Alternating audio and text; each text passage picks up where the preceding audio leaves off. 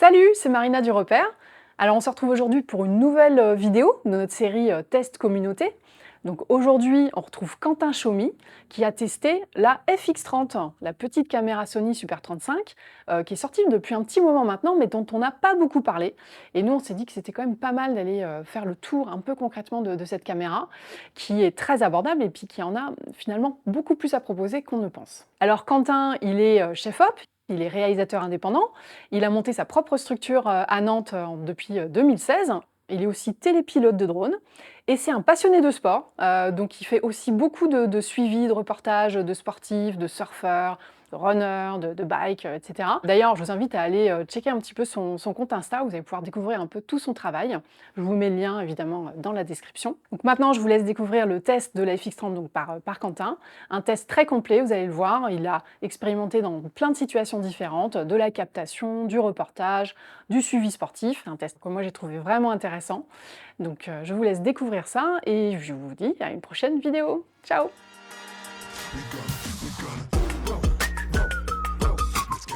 Alors la FX30, qu'est-ce qu'elle a dans le ventre? Eh ben, un capteur APS-C. Moi, l'APS-C, c'est pas forcément quelque chose qui va m'intéresser. J'ai plutôt des caméras full frame avec des capteurs lumineux, FX6, A7S III. J'ai l'habitude de travailler avec ces caméras-là. Et quand on m'a parlé de la FX30, je me suis dit, bon, c'est pas une caméra qui m'intéresse, c'est pas une caméra que je prévois d'acheter, mais je suis curieux. Je voulais voir ce qu'elle avait dans le ventre. Et du coup, on va rentrer dans le détail de cette caméra.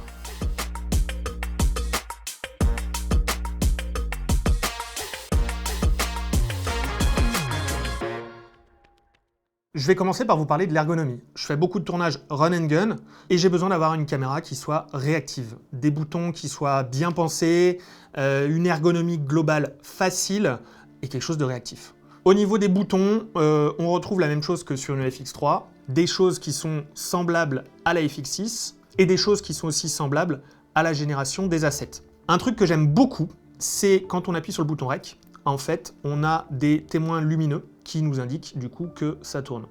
Alors, ça peut avoir un côté négatif, à mon sens, sur des tournages où on veut être discret. Ça peut arriver sur du documentaire, pas pour aller chercher du buzz, mais ça donne un indicatif à la personne qu'on filme, qu'on est en train de filmer, et ça peut la stresser.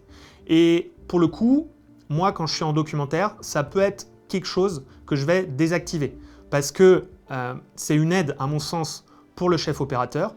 On est sûr que ça tourne, mais du coup, on est grillé. Si on veut être discret, ça se voit tout de suite.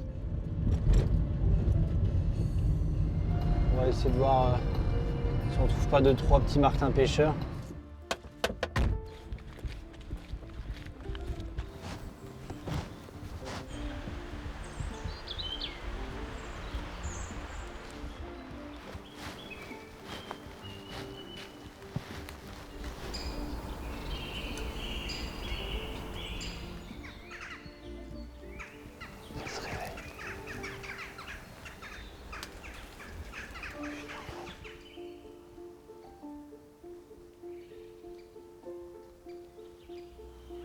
J'ai un petit piquet pêche là.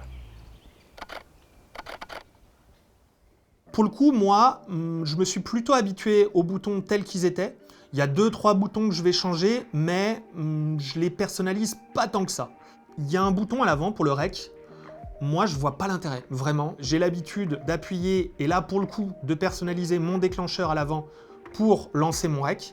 Le bouton REC sur le dessus, là, pour le coup, personnellement, je l'aime pas trop parce que quand je vais utiliser cette caméra et cette génération de caméras-là, je travaille toujours avec la poignée XLR qui vient par-dessus. Il y a 2 cas de figure sur cette poignée XLR. Il y a celle qui va sur la FX3, donc qui se met sur la griffe et qui s'attache sur le côté avec les petits pas de vis. Ça, vraiment, c'est super. Je trouve que ce soit pour la FX3 ou la FX30. On a une poignée qui est vraiment solide.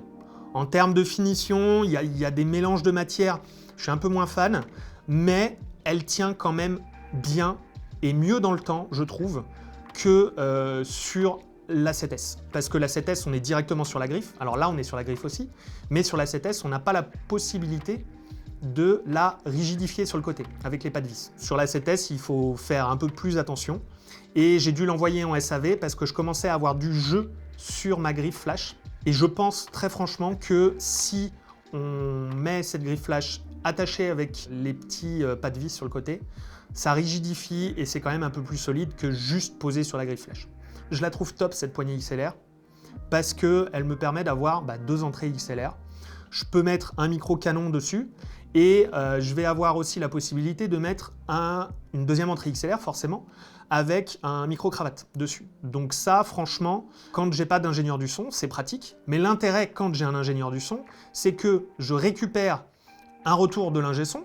Donc généralement, il me met un mix avec soit les différents micro cravates et la perche mixée. Moi, ça me permet au montage d'avoir un retour.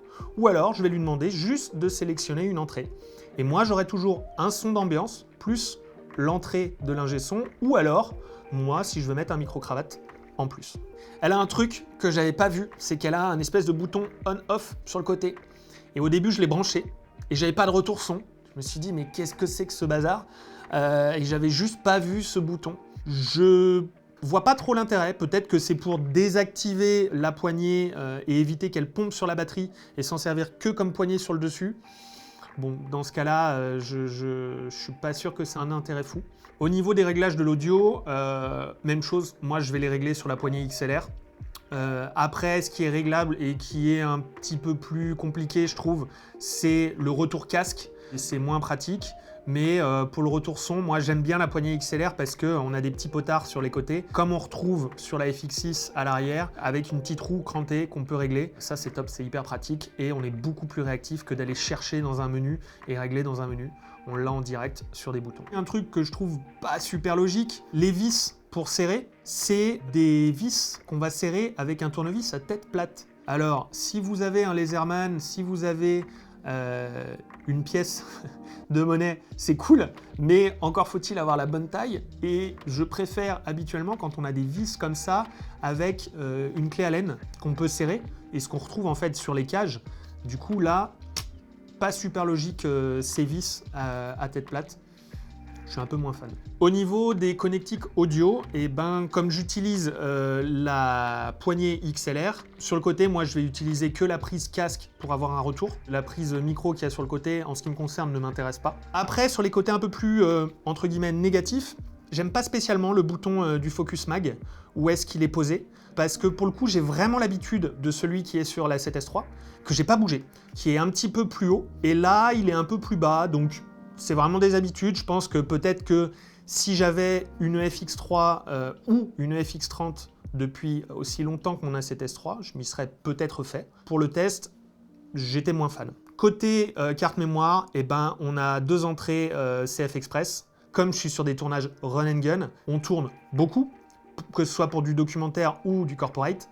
Et j'ai aussi besoin d'avoir des cartes mémoire qui se vident rapidement. Pour le coup, moi, je bosse qu'avec les CF Express de chez Sony. Je trouve qu'elles sont très bien. Elles sont chères, certes, mais j'ai jamais eu de problème avec. Elles sont ultra réactives.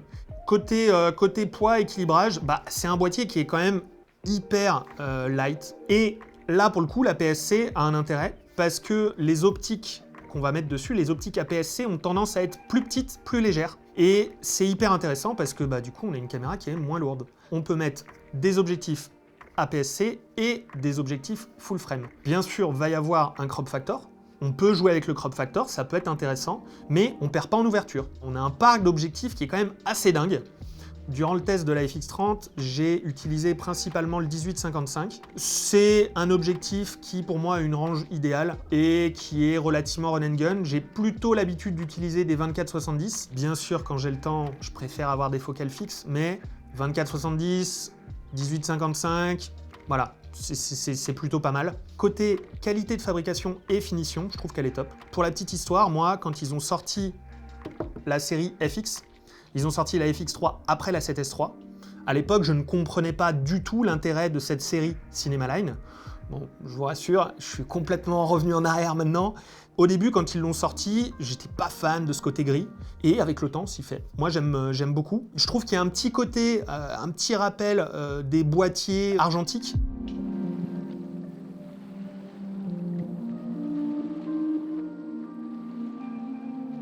Les joysticks qui sont au-dessus, très franchement, je vois pas l'intérêt. J'aime assez ce qui est sur la 7S, sur la FX6, et je rêve du jour où on prendra comme référence la poignée de la FX6. Parce que je trouve que la poignée sur le côté de la FX6, en termes d'ergonomie, c'est vraiment le must.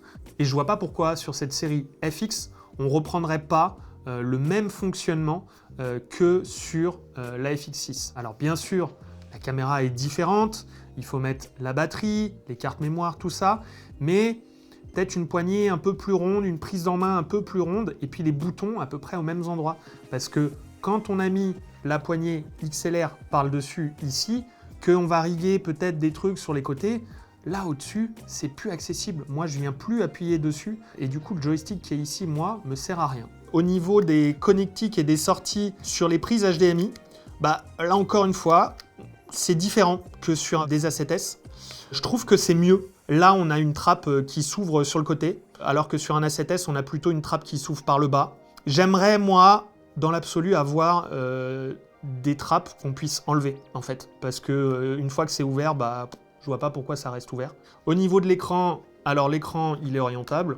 C'est pratique. Quand on shoot un peu sur le côté, comme ça, on peut le déporter un peu en bas. Moi, j'y crois pas trop à ce que ce soit un boîtier pour faire du vlog. Bien sûr, on peut faire du vlog avec, mais il y a des boîtiers moins chers qui permettent de faire du vlog, qui sont tout aussi bien. C'est intéressant si on va aller cacher le boîtier et qu'on n'a pas de retour sur l'écran, qu'on ne peut pas avoir de retour en HDMI. Donc on retourne l'écran et puis on peut voir son écran comme ça et cadrer face. Voilà, ça peut être pratique. Maintenant, moi j'ai eu des soucis sur mon A7S III qui sont peut-être propres qu'à mon boîtier et à son utilisation, mais dans le temps, j'ai rapidement eu du jeu et j'ai dû l'envoyer en SAV pour qu'il soit resserré. Ça s'est fait hyper rapidement, le SAV est top. Alors que à côté de ça, sur mon A7S II, qui est beaucoup plus vieux, qui en a pris 1000 fois plus dans la tronche, l'écran il ne bouge pas et je peux encore m'en servir. Donc, je suis un peu curieux de voir ce que ça va donner dans les années à venir, ces écrans-là. Personnellement, je suis assez fan de ce qu'ils viennent de faire sur l'A7R5 avec un mélange des deux en fait. On peut ravoir cet écran comme on avait avant sur la 7S II et quand même le déporter sur le côté avec ces écrans-là. Je trouve qu'il est globalement assez fidèle, il est plutôt bien défini. J'utilise pas tant que ça le touch tracking, c'est-à-dire que généralement j'ai plutôt une zone dans laquelle je vais avoir ma mise au point. J'utilise de temps en temps le touch tracking, mais avec parcimonie parce que on peut vite avoir tendance à perdre le point. Moi j'ai toujours l'habitude de travailler avec un moniteur à côté. J'aime bien les Atomos. L'avantage que ça a, c'est que je peux choisir la lutte que je mets sur mon écran. Et je trouve que les écrans Sony sont assez fidèles en termes de rendu des couleurs. Après, il faut les connaître et je trouve qu'il faut faire des tests pour voir la différence qu'il y a entre tel ou tel écran, pour voir les color switch qu'il peut y avoir et leur faire confiance ou pas. Et bien sûr, la régler en conséquence. Voilà, moi j'aime bien cet écran, ça fonctionne, c'est cool.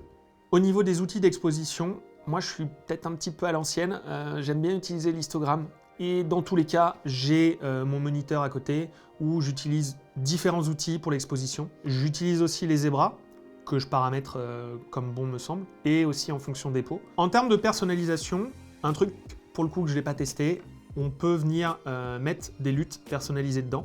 Pourquoi je ne l'ai pas testé? Parce qu'en fait, je l'ai dans mon moniteur à côté.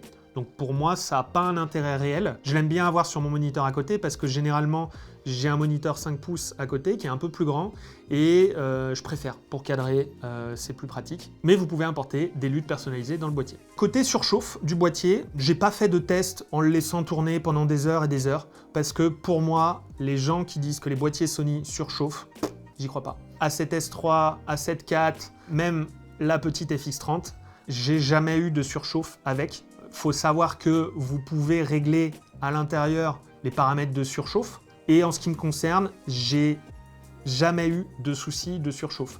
Quand il y a des problèmes de surchauffe, ça m'a jamais empêché de terminer un tournage. C'est lié souvent à l'endroit où on tourne. Alors bien sûr, demain, si je vais tourner en plein désert, ce sera peut-être très différent. Mais pour mon usage à moi, j'ai jamais eu de surchauffe. Du coup, les ventilos, pour moi, je ne sais pas s'ils ont un intérêt fou. C'est quelque chose qui est nouveau sur la série FX, FX3, FX30. C'est pas un plus, c'est pas un moins. Ils sont là. On l'a aussi utilisé sur un tournage où je l'avais à main levée pendant 3-4 heures de tournage. Certes, pas non-stop, Mais on était en intérieur, il faisait relativement chaud, pas de souci, pas de surchauffe, tout va bien. Donc voilà, moi la surchauffe sur les boîtiers Sony, j'ai pas de souci avec ça. Côté connectique, on retrouve les connectiques habituels. On a une vraie entrée HDMI. On peut aussi se connecter à distance sur la caméra avec diverses applications. Sony a ses applications qu'il développe en interne. Ça s'est beaucoup amélioré, mais c'est pas encore ça. Moi, j'ai tendance à utiliser Monitor Plus parce que je trouve que Monitor Plus me permet d'avoir plus d'options sur ma caméra. Je la trouve plus pratique. Est-ce qu'elle est mieux en termes de connectivité par rapport à l'appli Sony? Je sais pas. En termes de distance, ça reste la même chose. Ça n'a rien à voir avec un système où on va déporter la caméra avec des transmetteurs type Teradek ou autre. Quand on est à côté et que on a deux caméras et qu'on veut en mettre une des deux sur un Monitor Plus, eh ben c'est top, c'est pratique. On a donc aussi une possibilité de la brancher en USB-C. L'intérêt qu'il y a pour moi, c'est que on peut mettre une powerbank dessus quand on a un tournage un petit peu long. Moi, c'est ce que j'ai tendance à faire quand je suis sur une interview ou un tournage plateau qui va durer un petit peu.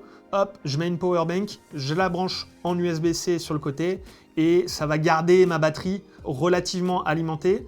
J'ai pas l'impression que ça la recharge, mais elle évite de se décharger et c'est pratique quand on a un tournage où on va faire un rec qui dure 1 heure, 1 heure et demie, voire plus. Ça évite que ça coupe en plein milieu. Côté autonomie, je trouve qu'elle est très bonne avec la nouvelle génération qu'on a depuis plusieurs années maintenant, donc les batteries NP FZ100 qu'on retrouve et que moi j'utilise depuis l'A7 III. L'autonomie est top. Par contre, moi j'ai vraiment un truc qui m'a vraiment dérangé avec cette caméra. Lorsqu'on ne met pas de batterie propriétaire Sony dedans, on perd le témoin de charge.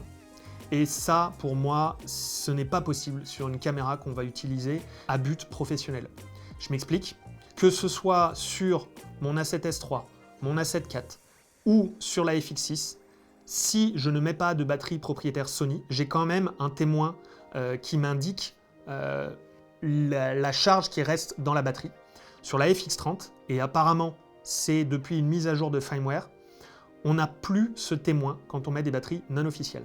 Donc on se retrouve avec une caméra qui au début, quand on l'allume, nous annonce très rapidement le pourcentage qu'il y a sur la batterie, nous dit tout de suite que c'est une batterie non officielle Sony, donc on peut quand même utiliser la caméra, heureusement, mais on n'a plus le témoin de batterie. On était en train de tourner du surf et la caméra s'est éteinte parce que je n'ai pas le témoin de batterie en fait. Donc je me retrouve avec une caméra qui n'a plus de batterie, elle s'éteint, mais je ne l'ai pas vue parce que je n'ai pas le témoin de batterie. Et ça, pour une caméra qu'on cherche à utiliser à visée professionnelle, ce n'est pas possible. C'est quelque chose qui, pour moi, est vraiment une erreur sur cette caméra. J'espère que ça évoluera. Si ça vient d'une erreur de firmware, c'est quelque chose qu'on peut rapidement remettre à jour. Et je ne vois pas pourquoi sur une caméra comme la FX6, quand on met des batteries non officielles Sony, on a quand même un témoin de batterie, et là on ne l'a pas sur la FX30. Un peu bizarre. Au niveau des menus, alors Sony n'a pas une super réputation là-dessus. Clairement, on arrive de la génération où sur les A7S II, c'était un enfer. Et sur cette nouvelle génération, depuis la 7S III, ça s'est vraiment amélioré. Personnellement, je trouve que c'est assez bien rangé. Maintenant, je m'y suis habitué. On a encore des menus qui divergent entre la FX6, la FX30, la FX3, la 7S, tout ça. Pour moi, la FX6, c'est vraiment à part en termes de menus, c'est encore différent. Il y a plein d'inepties dans cette caméra où dès qu'on veut changer certaines choses, la caméra reboot. L'avantage de la FX30, j'ai trouvé avec notamment le nouveau Quick Menu, on a la possibilité de changer la base ISO très rapidement, là où sur la FX6, c'est un peu plus long, faut aller chercher le truc, le machin. Donc, plutôt un bon point pour la FX30, les menus, et on retrouve à peu près la même chose que sur les A7S et forcément la FX3. Sur la FX30 comme sur la FX3, il y a des pas de vis. Pour moi, ça n'a pas un grand intérêt parce que c'est des boîtiers que je vais utiliser avec des cages, en fait, pour différentes raisons. Déjà, ça va protéger d'une certaine manière le boîtier, mais ça me permet surtout de pouvoir riguer tout un tas d'outils dessus, d'avoir beaucoup plus de pas de vis à droite à gauche. Et donc, pour moi, les deux seuls pas de vis qui ont un intérêt, comme je le disais, c'est ceux de la poignée XLR. Mais en dehors de ça, ceux qui sont à droite et à gauche, pour moi, n'ont pas d'intérêt. Côté stabilisation, on retrouve la stabilisation Sony. Franchement, elle est dingue. Je trouve qu'elle fonctionne très bien. Après, c'est quelque chose qui se voit à l'image. Il faut la connaître et il faut savoir s'en servir. Qu'est-ce qu'on shoot et comment on shoot? Est-ce que cette stabilisation est acceptable ou est-ce que, à l'inverse, on va la supprimer et on va la faire en post, on va la faire avec un Ronin, on va la faire avec d'autres outils et si on la fait en post-production, avec quel logiciel on la fait? Chaque logiciel a sa façon de stabiliser des rushs en post-production. Pour le coup, je trouve que le logiciel qui a une des meilleures stabilisations, c'est DaVinci, forcément. Premiere s'en sort bien, mais si vraiment on veut prendre et se servir de la science Sony, on va utiliser Catalyst. Catalyst, c'est un autre logiciel qu'on peut utiliser pour la stabilisation, c'est Catalyst Browse. Catalyst Browse, c'est un logiciel de Sony qui permet vraiment de prévisualiser les rushs des caméras FX, A7S, et on va pouvoir du coup récupérer les datas du gyro et faire une stabilisation plus fine, beaucoup plus précise, qui bien sûr sur des rushs où ça bouge beaucoup trop, on va perdre à chaque fois. C'est toujours le même système. Quand on stabilise, on zoome d'une certaine manière dans le rush. On peut aussi servir de Catalyst Browse pour vérifier ces rushs. On va avoir toutes les métadonnées sur le côté et on va pouvoir vérifier est-ce qu'il y a un problème sur le rush ou c'est le chef-op qui a mal fait ses réglages. Donc c'est très intéressant. Et on peut aussi créer des luttes directement dans le logiciel en ayant vraiment les métadonnées du rush et donc la lecture des métadonnées du rush faite sur les caméras Sony. Donc voilà, pour moi, Catalyst Browse est un logiciel qui peut permettre de préparer la post-production sur les boîtiers Sony. Forcément, quand on va utiliser la stabilisation active, on va avoir un crop dans l'image qui est acceptable, je trouve. Après, faut pas hésiter à le désactiver quand on est sur un trépied, forcément, parce que on a un crop dans l'image, donc si on veut être sûr et garder un petit peu de marge sur le boîtier, sur un plan fixe, on désactive la stab. Je trouve qu'il n'y a pas une utilité. Quand on est en haute vitesse, on a la stabilisation active qui saute. Donc c'est quelque chose qu'il faut avoir en tête, mais généralement quand on va faire du 100 images secondes, c'est pour ralentir le rush, donc la stabilisation n'est plus vraiment importante et dans ce cas-là, à mon sens, ce n'est pas grave. Et quand on va faire des plans un peu run and gun, on remet la stab et là, faut pas hésiter à relire le rush pour voir si c'est acceptable ou alors est-ce qu'il faut passer sur un Ronin ou la désactiver et jouer vraiment le plan sans stab.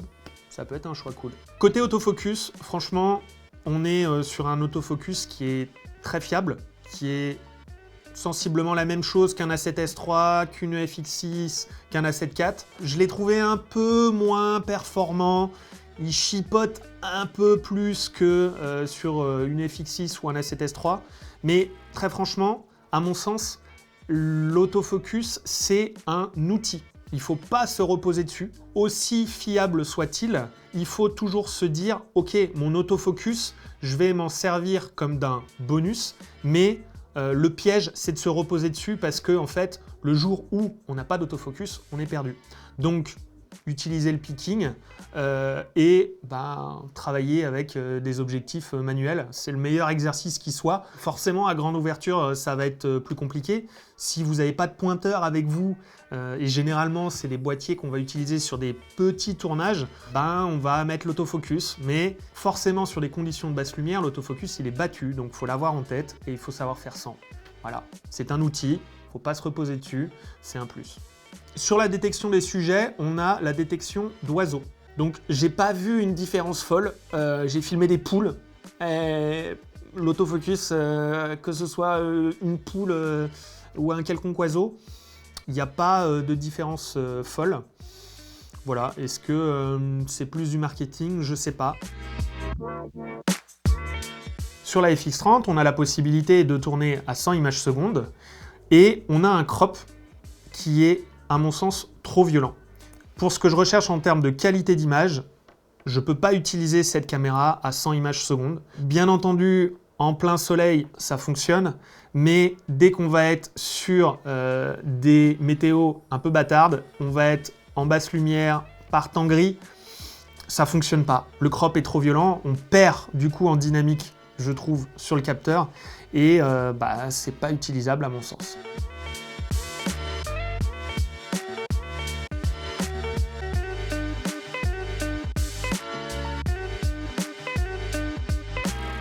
Sur la FX30, on a la possibilité de faire de la 4K DCI à 50 images par seconde. L'intérêt de la 4K DCI, c'est que j'ai une image 4K qui est un poil plus grande, et si j'ai besoin de la resizer, j'ai un peu de marge. Alors bien sûr, c'est jamais top de zoomer, recadrer une image, mais quand on va être un peu short, c'est pas mal. Et franchement, faire de la 4K DCI à 50 images par seconde, c'est top. Je trouve ça très pratique.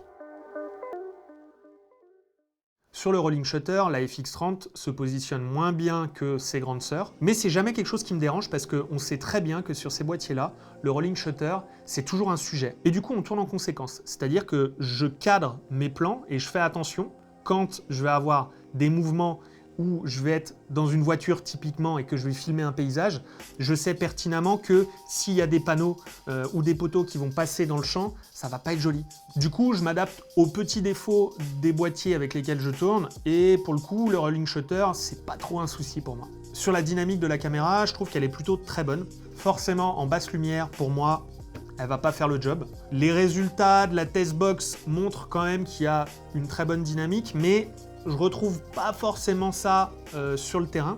Il y a un dual ISO dessus, mais à mon sens, il n'est pas assez puissant. 800, 2500, et en fait, je me suis surpris à plutôt utiliser le deuxième ISO à 2500.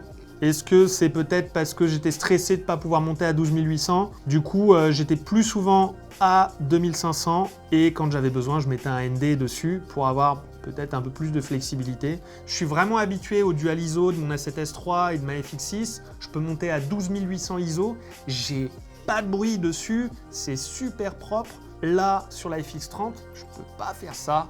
Et du coup, c'est ce qui fait que pour mon usage à moi, elle va être vachement moins intéressante parce que j'ai besoin d'avoir une caméra qui, très franchement, peut filmer dans le noir.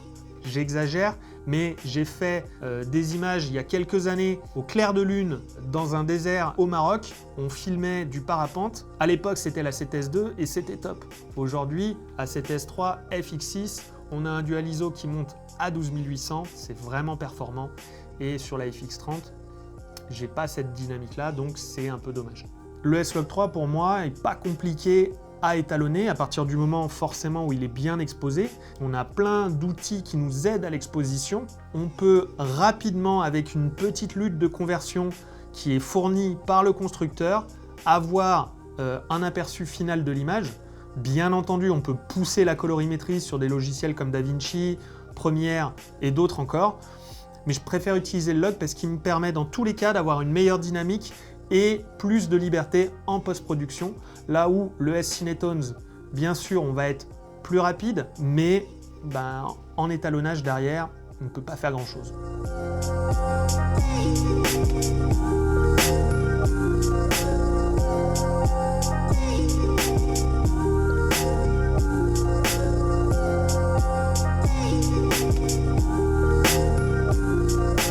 Au niveau du codec qui ressort des caméras, on a du H.264 et du H.265. Pas de problème de lecture puisque la caméra et ses codecs maintenant sont éprouvés.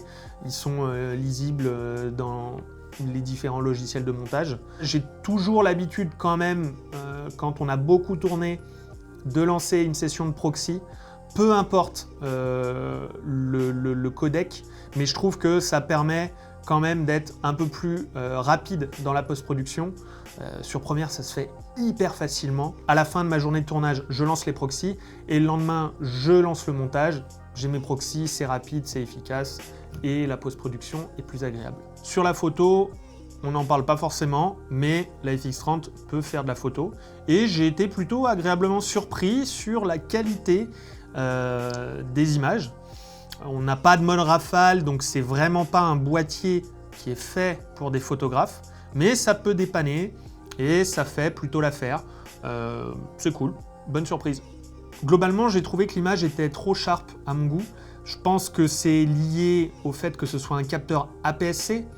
Donc du coup, un capteur petit et très défini, et ça s'en ressent en vidéo sur des plans larges, quand on a des très petits détails, à mon sens, trop sharp. Et même avec des fils de diffusion, ça casse pas assez la netteté. J'aurais peut-être dû essayer avec des fils de diffusion plus forts, mais après on va avoir un truc qui va être trop dreamy à mon sens. Donc voilà, une image un peu trop sharp à mon goût.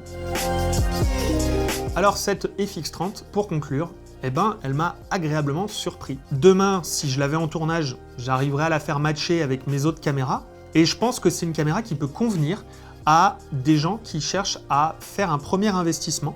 Un avantage de la gamme APS-C, c'est que les objectifs sont quand même beaucoup moins chers que sur des objectifs full frame. Donc pour commencer, c'est cool aussi. Elle a un log qui est chouette, une stab qui est chouette, un autofocus qui est chouette. Il y a des petits défauts ici ou là, mais franchement, c'est une chouette caméra.